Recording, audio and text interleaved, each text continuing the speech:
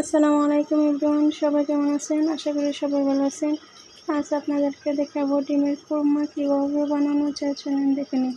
প্রথমে আমি পেঁয়াজ কুচি দিয়ে দিলাম, তেজপাতা দিয়ে দিলাম, লং এলাচি দারচিনি দিয়ে দিলাম, রসুন বাটা দিয়ে দিলাম, দিয়ে ভালোভাবে ভেজে নেব। তারপর পেঁয়াজ বাটা দিয়ে দিলাম, আদা বাটা দিয়ে দিলাম, ভালোভাবে ভেজে নেব। তারপর কাঁচামরিচ বাটা দিয়ে দিলাম, জিরা বাটা দিয়ে দিলাম, দিয়ে পরিমাণ মতো পানি দিয়ে ভালোভাবে ভেজে নেব। স্বাদ মতো লবণ দিয়ে দিলাম। তারপর বাদাম বাটা দিয়ে দিলাম পরিমাণ মতো, দিয়ে ভালোভাবে অ্যাড করে নিব।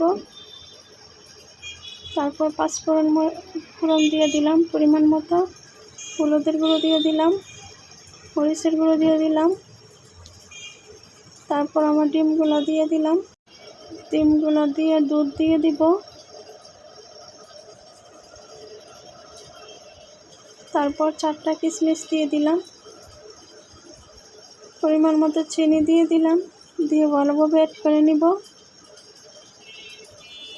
তারপর 4টা কাঁচামরিচ দিয়ে দিলাম, পেঁয়াজ বেরেস্তা করে দিয়ে দিলাম,